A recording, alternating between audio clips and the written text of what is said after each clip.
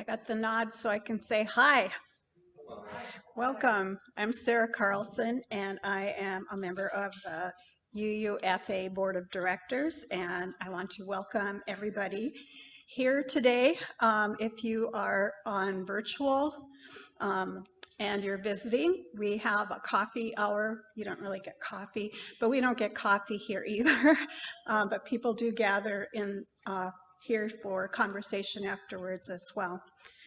And just want to thank you for joining us today in the fellowship hall and in virtual space. If you're joining us through Zoom today, I recommend that you set your viewing option to speaker view for the best viewing experience, and mute your microphone except during milestones, because during milestones we want to hear what you say. And if you're in fellowship hall, thank you for remembering to pre-register in person. And with the 40-person limit, signing up offers another layer of caring to make sure that we have space for everybody and so that we can remain healthy and safe.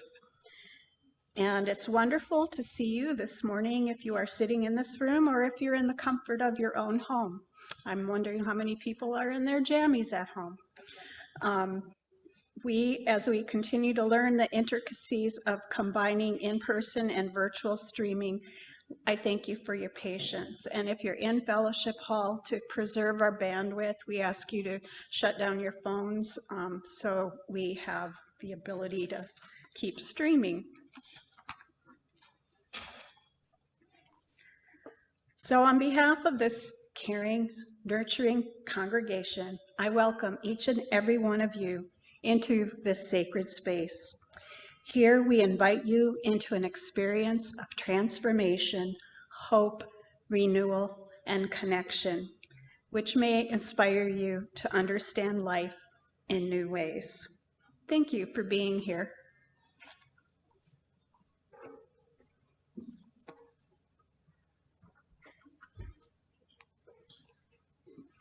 Thank you, Sarah.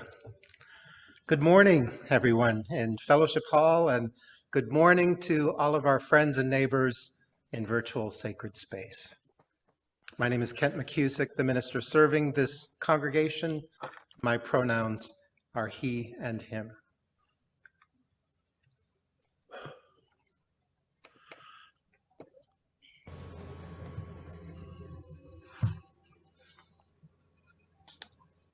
Each week we begin our service with the ringing of this chime 3 times. Once to wake the chime, once to open our minds, and once to open our hearts.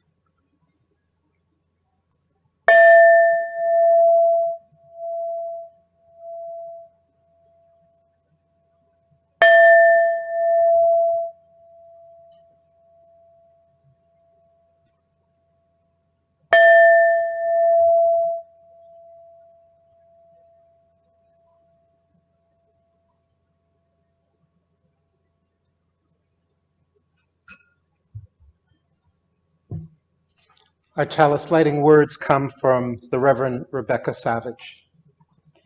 We light our flaming chalice as a beloved people united in love and thirsting for justice.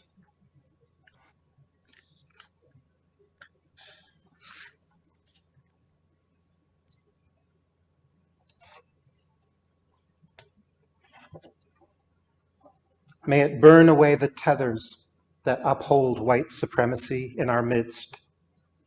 May it spark in us a spirit of humility. May it ignite in us radical love that transforms our energy into purposeful action.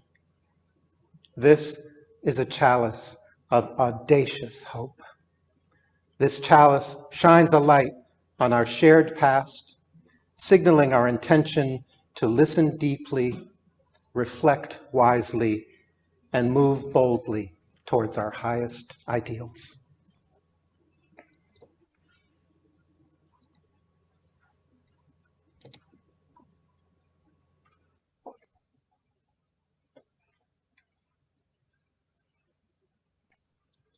Our prelude this morning is hymn number 1029, Love Knocks and Waits for Us to Hear by Daniel Charles Damon. And the musician is Les Tacey.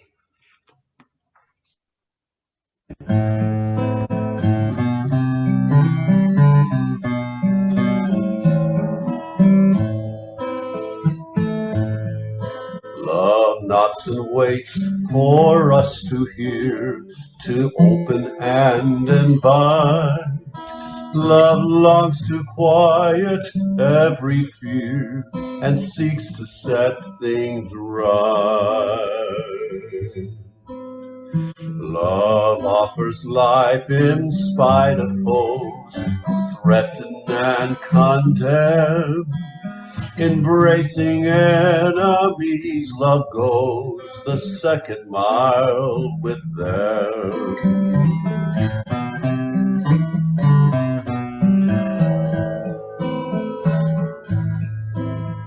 Love comes to heal the broken heart, to ease the troubled mind. Without a word, love bids us start to ask and seek and find.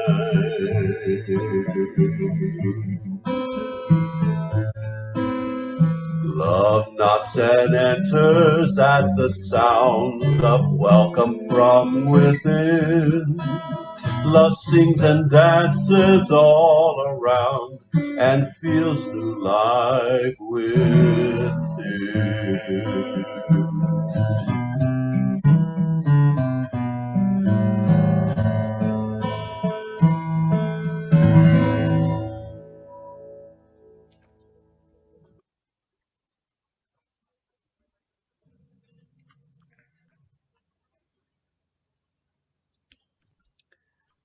Our service this morning is addressing the eighth principle, the proposed eighth principle, on a journey to wholeness and healing.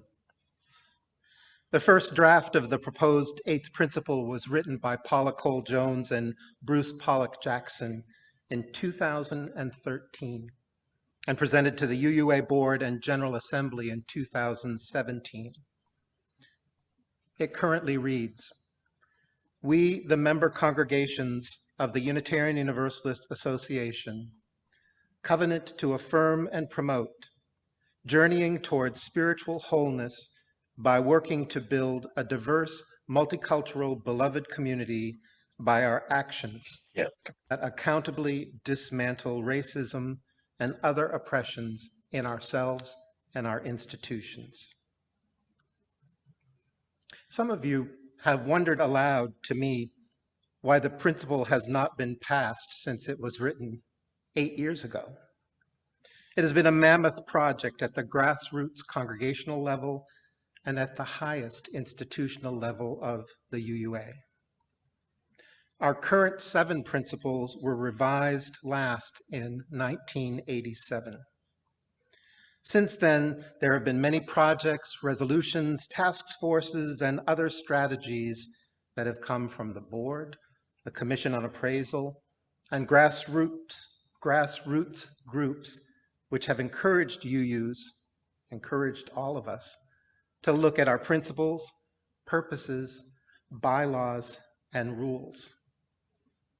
The Article 2 Study Commission was formed and charged by the UUA Board to review the bylaws, the principles, the purposes, and the sources of Unitarian Universalism, and propose any revisions that will enable our UUA, our member congregations, and covenanted communities to be relevant and a powerful force for spiritual and moral growth, healing, and justice. So you can see that that work is enormous, not just the eighth principle.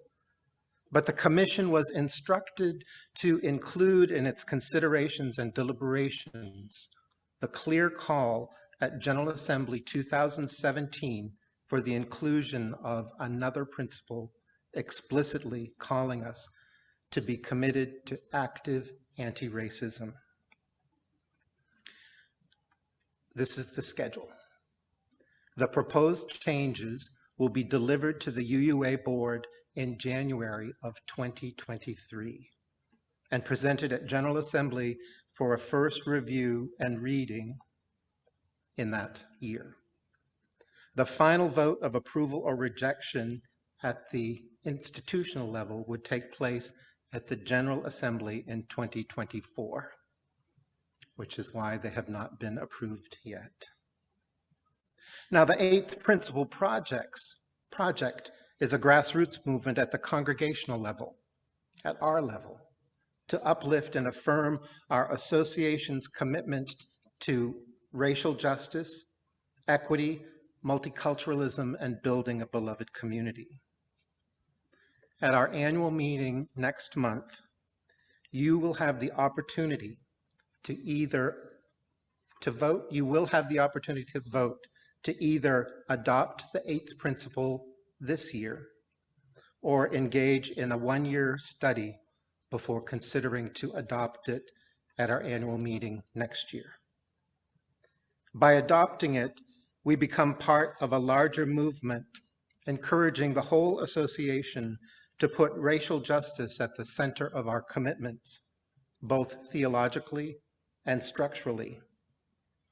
It's a movement to extend the commitment of the whole faith tradition. Adopting the Eighth Principle would be an important additional signal to individuals and communities of color that our congregation is committed to anti-racist work.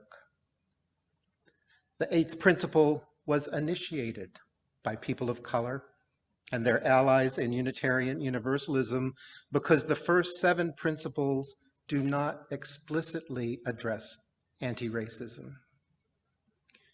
As one of the authors, Paula Cole-Jones, said, after working with congregations on these issues for over 15 years, I realized that a person can believe that they are being a good UU and following the 7 principles without thinking or dealing with racism and other oppressions at the systemic level.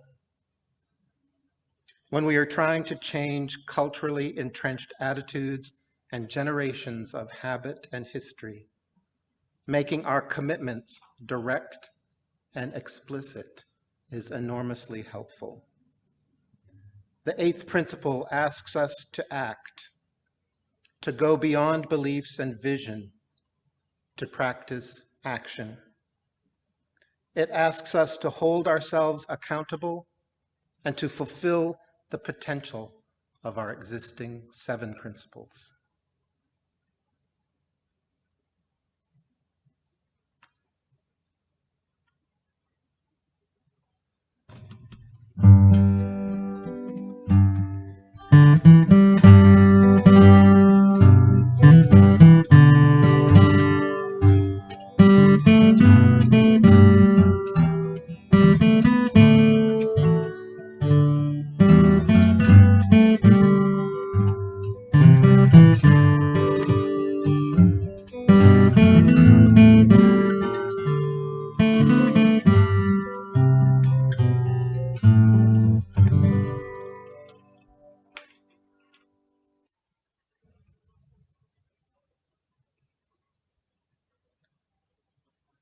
Our time for all ages this morning is a story called The Day You Begin, which was written and read by Jacqueline Woodson, illustrated by Rafael Lopez.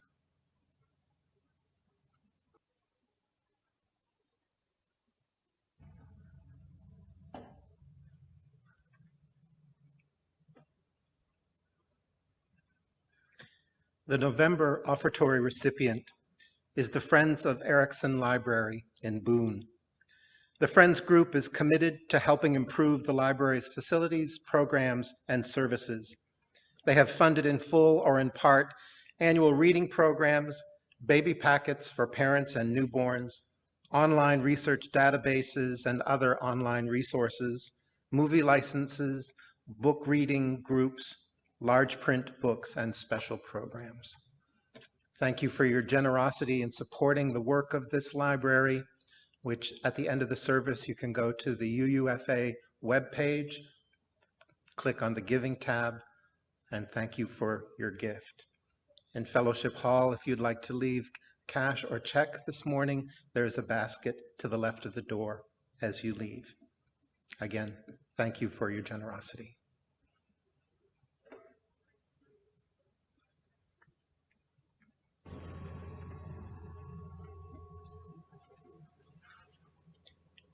Each week in our service, we set some time aside to share milestones, for you to share milestones, significant things that are happening in your lives that are bringing you joy or challenge or gratitude.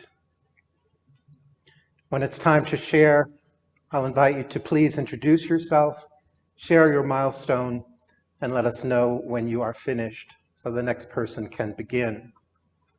We'll start with people who are in Fellowship Hall with milestones to share, and then we'll have a time where we'll shift the technology so that the people out in virtual space can share their milestones. So thanks for waiting until I let you know that we have the technology ready. So at this time, I invite people in Fellowship Hall, if you have a milestone to share, to please come to the microphone in the front of the room. This is our time of sharing.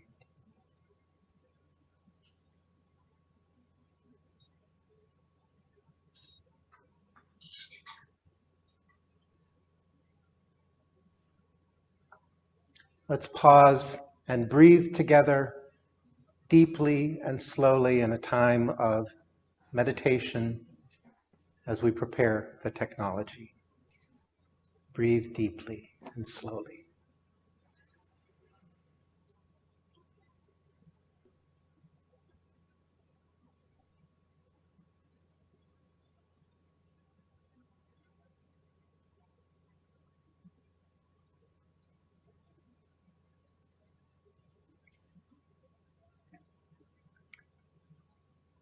Our friends in virtual space, if you are ready to share a milestone, please introduce yourself.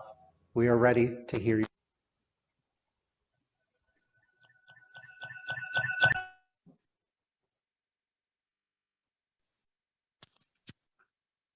Hi, I'm Melody Griesdorn, and my brother just got married on Halloween. We were all in costume, and I officiated the wedding, and it was really beautiful and really wonderful, and I was really grateful that it was not as difficult as I thought it might be, since weddings have been really hard for me since Isaac died. So thank you. I'm done.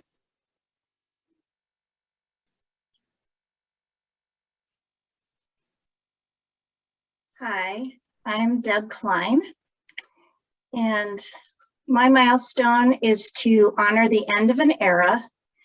I found out this week that Midwest Leadership School, that started as a Prairie Star District training, and it's been running for 35 years now, and it became a regional leadership school for lay leaders. It's one that I participated in and also was on staff. And many people here had been to Midwest Leadership School, and also the Youth Midwest Leadership School. Some of our youth also got to attend that school in person. And now, due to COVID in the last couple of years, the in-person week-long training is no longer going to take place. And so they are going to be offering some virtual things, but I just wanted to honor the end of this era of having this week-long community together. And it's sad for me to see Midwest Leadership School go and to change in this way, but that's one of those things that COVID does. So be thinking of all of the people that have brought us lay leadership training, and support them in the future as they bring us more virtual things. Thank you. I'm done.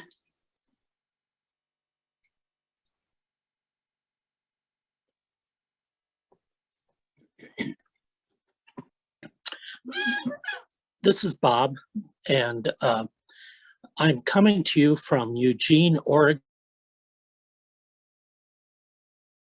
and brother-in-law will be here till mid-December.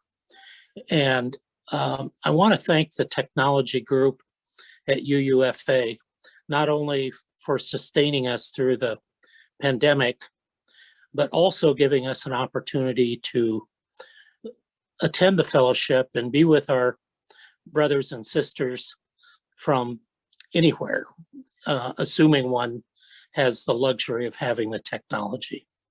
So this is a thank you, and I'm glad to see you all. I'm done.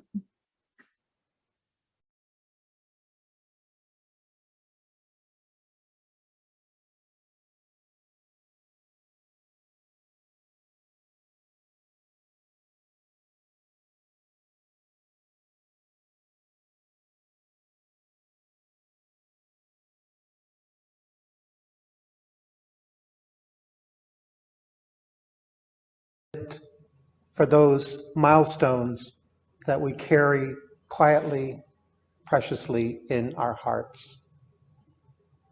Whatever brought you here today to Fellowship Hall, or whatever brought you to us in virtual sacred space, know that in this community of love, no one ever needs to make the journey alone, and you are loved. For those milestones that have been spoken aloud, and for those that we carry silently, let's be together in a moment of silence.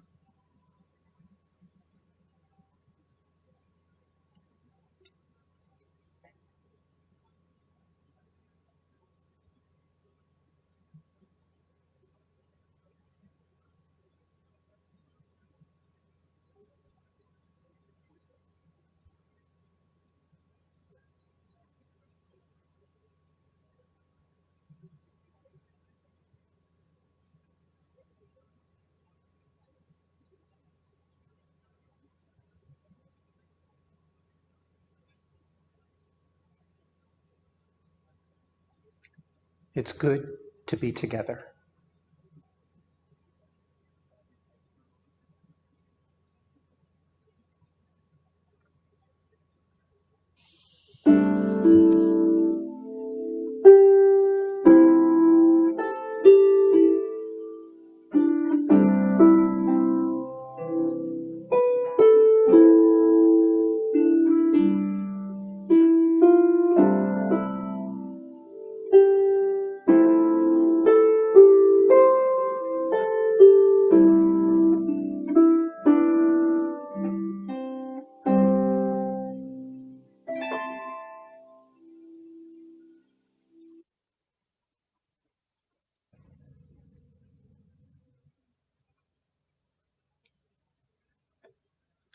The reading this morning is by Krista Taves. The title is Stay With Us. The reader is Ralph Gandy.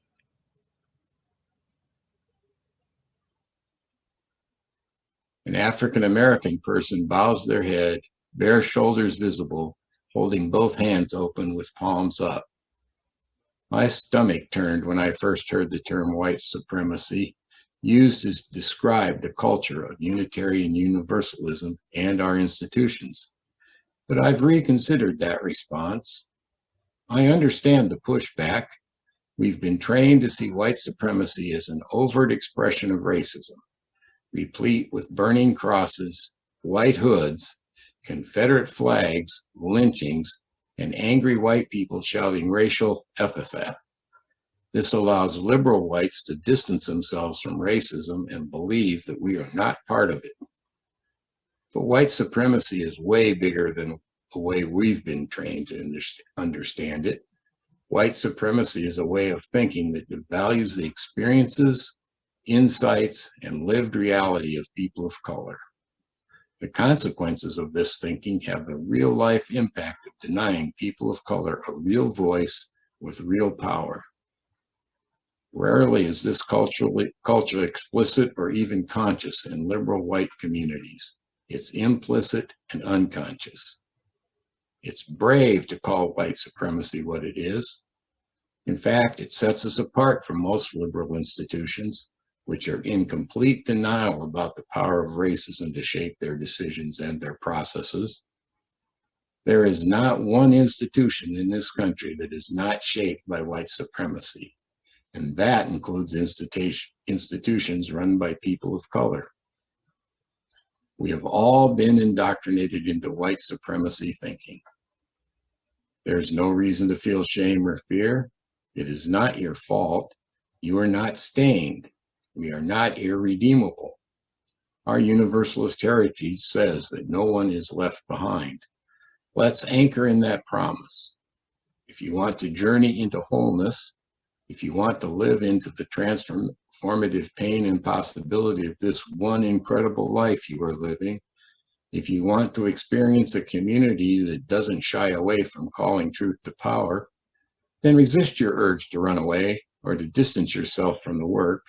Stay with us, bend into the task at hand, dare to be vulnerable.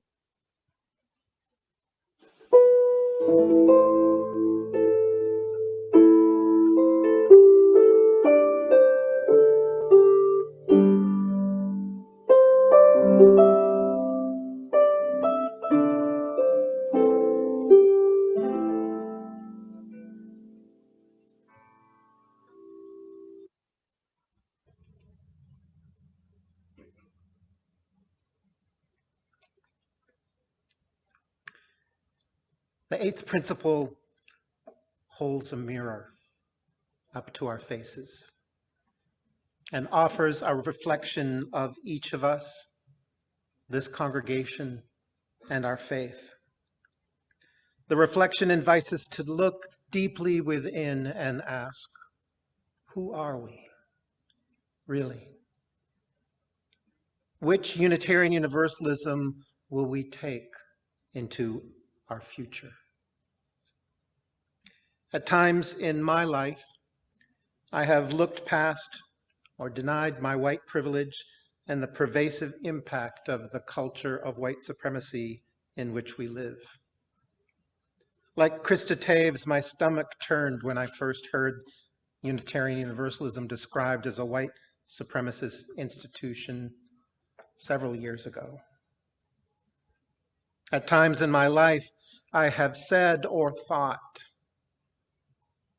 I am not racist. When I preached on the culture of white supremacy, many of you pointedly shared that you are not racist. Yet we live in a culture of racial inequality, conscious and unconscious, that not only endangers the lives of Black, Indigenous, and people of color, it devalues their experiences, insights, and lived reality. Whenever I feel the urge to deny that I am racist, or hear friends, family, or Unitarian Universalists claim to be not racist, I am thankful for the visionary social justice work of Ibram X. Kendi, who has so clearly articulated the difference between not racist and anti-racist. He writes, "What's the problem with being not racist? It is a claim that signifies neutrality. I am not racist, but neither am I aggressively against racism. But there is no neutrality in the racism struggle. The opposite of racist is not racist. It's anti-racist. What's the difference? One endorses either the idea of a racial hierarchy as racist or racial equality as anti-racist. One either believes problems are rooted in groups of people as a racist or locates the roots of problems in power and politics as an anti-racist. One either allows racial inequalities to preserve as a racist or confronts racial inequalities as an anti-racist. there is no in-between safe space of not racist. The claim of not racist neutrality is a mask for racism. This may seem harsh, but it's important at the outset that we apply one of the core principles of anti-racism, which is to return the word racist itself back to its proper usage. Racist is not, as white supremacist Richard Spencer argues, a pejorative. It is not the worst word in the English language. It is not the equivalent of a slur. It is descriptive. And the only way to undo racism is to consistently identify and describe it, and then dismantle it. The attempt to turn this usefully descriptive term into an almost unusable slur is, of course, designed to do the opposite, to freeze us into inaction. Ibram X. Kendi. If you have not read How to Be an Anti-Racist, I highly encourage you to do so. As a faith, as a congregation, as individuals, as your minister, we and I have often been frozen into inaction. At least 50 congregations have adopted the eighth principle. They and many more believe that adopting this principle will guide us in accountability as we strive to identify, describe, and dismantle racism and systems of oppression. By doing so, we will live more fully into the other 7 principles. This morning, I'd like you to hear the voices of 4 Unitarian Universalists who are people of color and some of their thoughts on the eighth principle.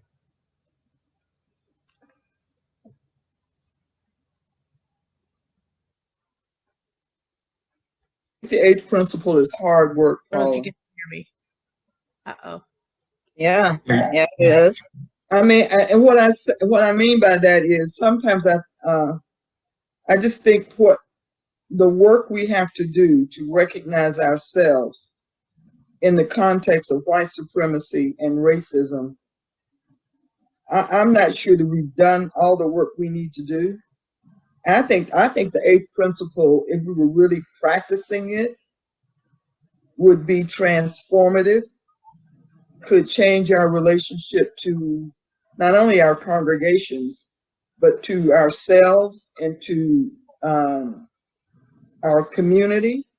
So I see the possibilities, but I don't think the eighth principle, and sometimes this is kind of how I hear it. It's like it's this, sweet little thing that we do that is very heartwarming and loving, and it is certainly that. But to get to that requires some hard work and facing some hard things that I'm not sure that as a congregation we face. And I don't want to sound cynical because I'm incredibly hopeful, but I am trying to live in the truth. I think it's hard work. And I think what we have to face about ourselves as a congregation and as congregations would be difficult. And I am not sure that we've developed the muscle as Unitarians to do all the work that we need to do to make the eighth principle be real and transformative. But I think if we did that work, it would be, it would just change our reality in terms of how we see our world and how we move in it. If we are going to live what we advertise, I think you have to look closer at the documents that we have within the church. And I think it's very important that we adopt a principle the discussion around the adoption of the eighth principle, we didn't agree, we didn't say we weren't going to really deal with it. We said we weren't going to deal with it at this time. It was put on hold. For me, I'm at a point in life where I really don't want to put justice on hold. I don't want to put identity on hold. And when you talk about being anti-racist, you talk about dealing specifically with racism, you're talking identity issues. Who are we? And so it's lonely in a sense. So I can go out in other places and connect and be with activists. I can, but I'm really talking about my own identity and about how it is that we attract people to be a part of that process. They're doing it alone. They're good people in the congregation who want to do justice work. But the discussion and to listen to the discussion at the annual meeting about why we hold this, I was hearing a hierarchy of oppression start to come up. That, well, what about women? And so, well, what about women? What specifically about Black women? Are women of color? I mean, it's like, well, the same thing happens to, you know, this comparison. That's a painful discussion to hear. Yeah. Yeah, so I think we will move in adopting the eighth principle. But the process when you have a few people of color around is not one that I would choose to want to be around to just listen to. Thank It is the difference between just kind of resting on our laurels and actually taking action. I think some of the reasons why I've heard that certain congregations have not adopted it is that they feel that the other principles cover it, but it doesn't. It absolutely does not cover it, because that eighth principle is about action. It's about dismantling racism. That takes action. And it talks about doing it within the institution. And that's our institution. And so it's about doing the work that needs to be done, that you think you're doing, but you're not really doing. And so by you adopting this principle actually shows that you really do love and care about the community. So you say that you want more people of color to come, that you don't understand why we're not there, that you want us there. You don't understand why we used to be there and we're not there anymore. Well, if you are not adopting this principle, or you're voting on this principle or voting against it, then I cannot comprehend why congregations have voted against this principle.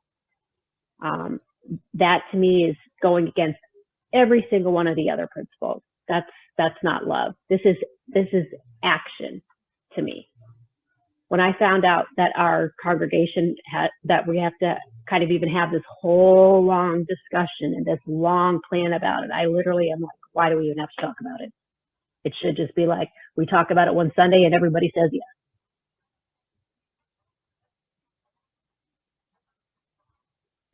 I think my church will adopt the eighth principle.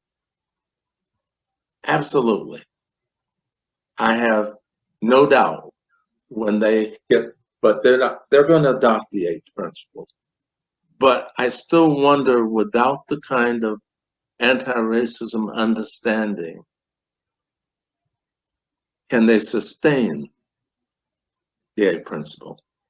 So yeah, we can adopt the principle and it'll be there, but I think that we have to do things to sustain that within community. And I don't know if I'm making sense, because I'm sure, you know, when I look at my congregation, I'm a Unitarian there. We'll adopt the A principle, but what happens then?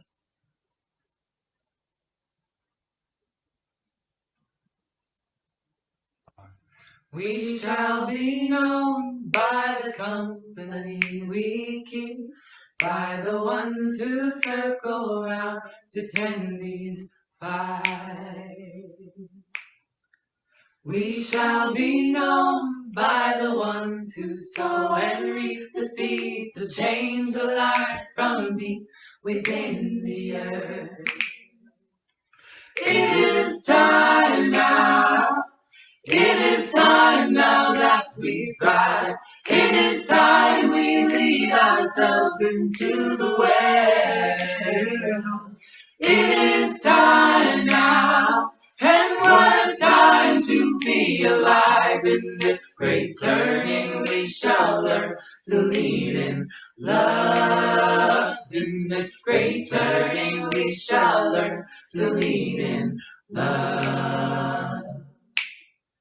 We shall be known by the company we keep, by the ones who circle round to tend these vibes. We shall be known by the ones who sow and reap the seeds of change alive from deep within the earth. It is time now. It is time now that we thrive. It is time we lead ourselves into the well.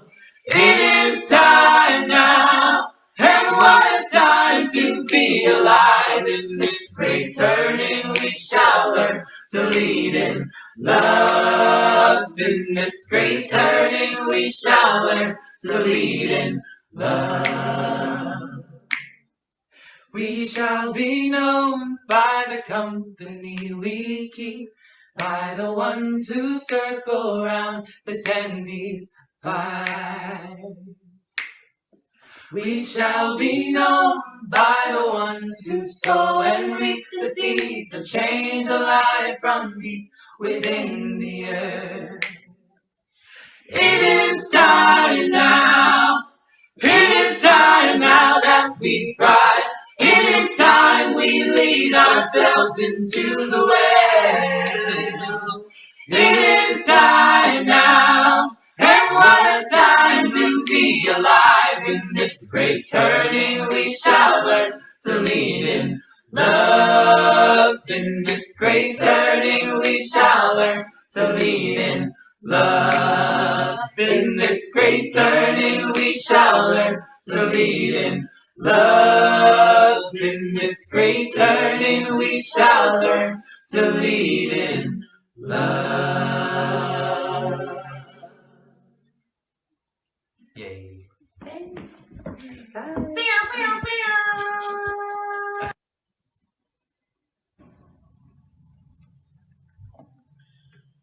Our final reading today is called In This Delicate Turning by the Reverend Marta I. Valentin. It is part of the sermon that she delivered at General Assembly 2019 in Spokane. Ubuntu, I am because we are. This is our power of we. And it is time now, because it is an extraordinary time to be alive. And we should all get to be the ones to shepherd this delicate turning with all the love we can muster. This turning that should have happened 50 years ago is our great collective call now.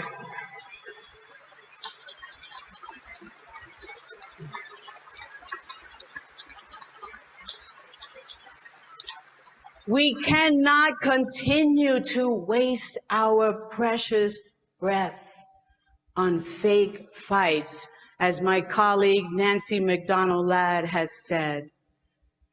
This is not about serving the same old stuff in new cups, as Silvio claimed in his song. This is about ministering with new ideas in new cups to thirsty, thirsty people. And I don't mean just newcomers who find us. I mean those of us who have been here all along. We have become so thirsty for the faith we know this could be and should be. The presence of all the historically marginalized UUs that has made us open and affirming has added a depth that only we could have 7 pyramids deep. It is time to throw out our exceptional identity and humble ourselves.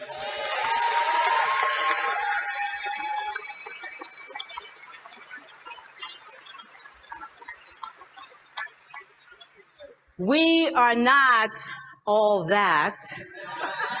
Even as Eboo Patel lauded all the good we've done in the world, we have always done good in the world. It is in our DNA.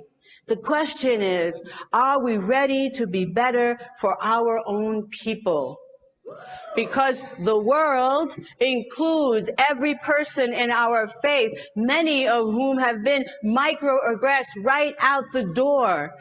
It is the silent revolving door that many do not want to acknowledge aloud. It is time to ask ourselves, who are we really? Which Unitarian Universalism are we taking into our future?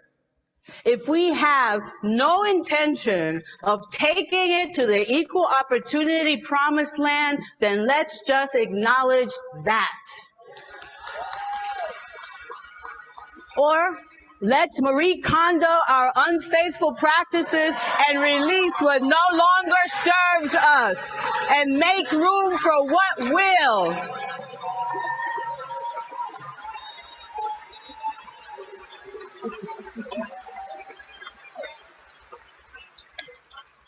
How? Tell me, how can we save the world if we cannot save ourselves?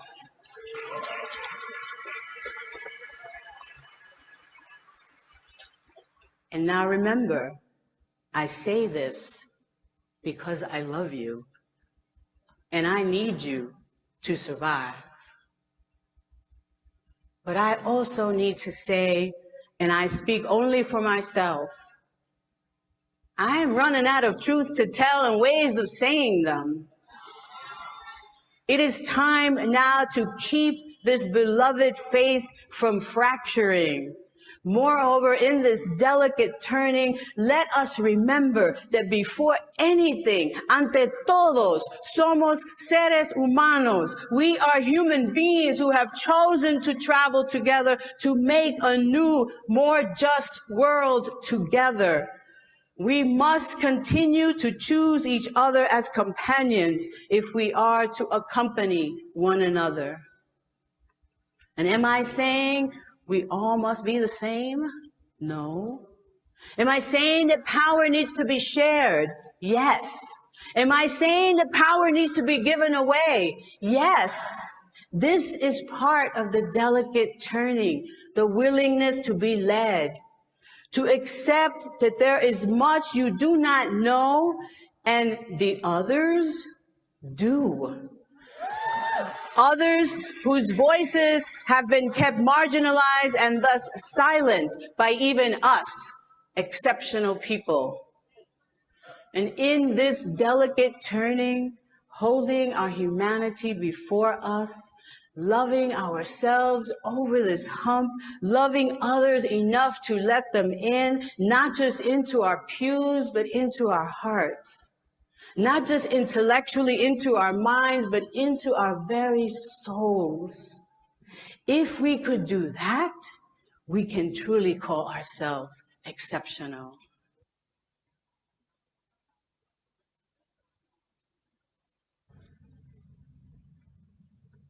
Our closing song today, the music and lyrics are by Elizabeth Alexander.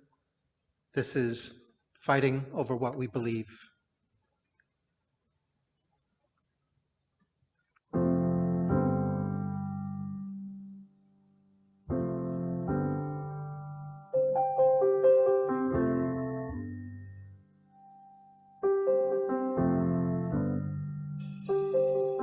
Talking left, talking right, talking far into the night, splitting hair, splitting up, splitting off.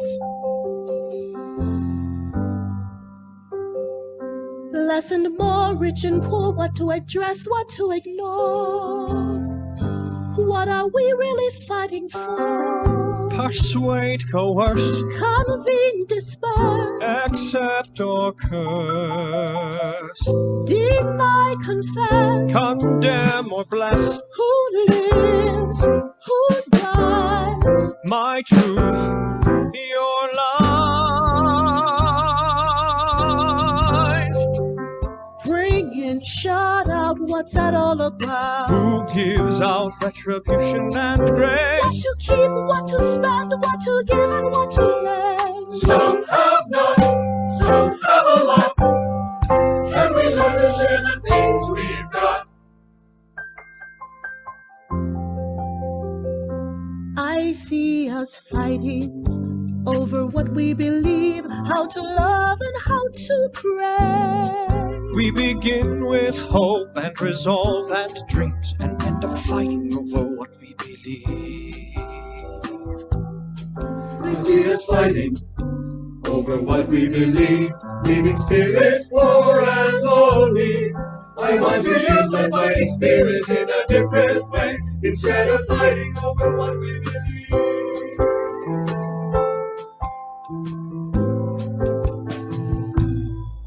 I want to wrestle with the angels till the light of dawn. I struggle with my need for pride. I want to take on my tendency to turn my head and grapple with why it feels so hard to gently lay our differences aside. Day, night, wrong, right, down, left, inside. We all believe in justice. Let's talk about what that looks like. We believe in compassion. Let's look at what that really means. We believe in the holy work of listening to every voice. Every voice.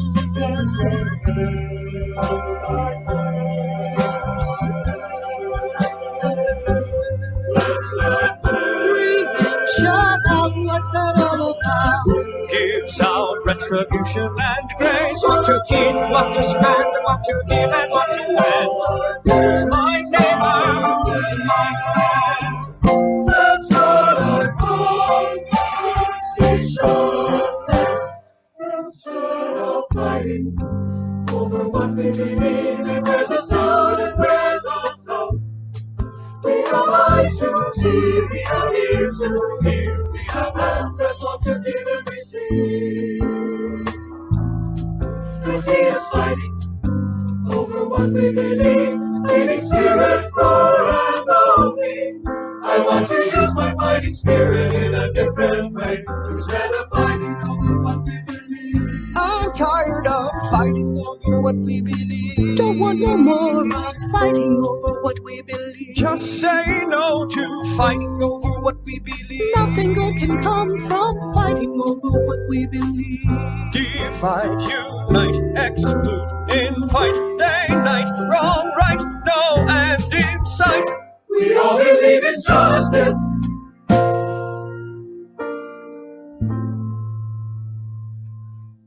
let's talk about what that looks like.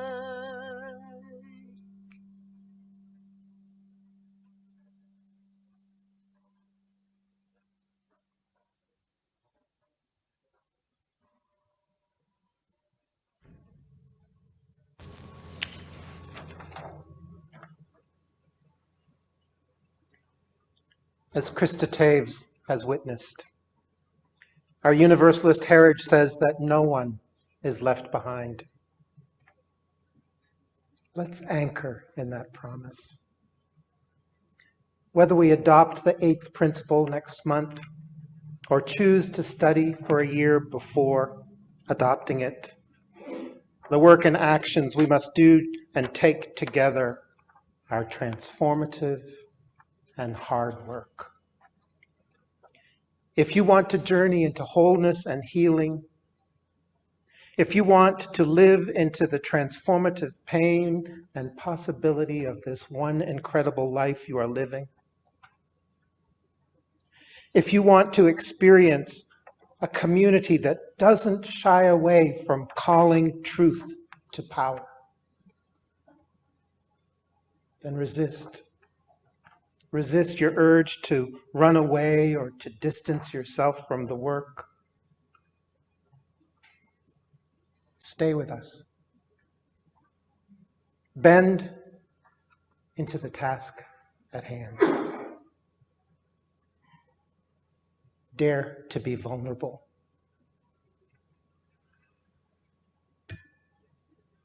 Extinguish this chalice, knowing that each of us, each and every one of us, carry this light into the world.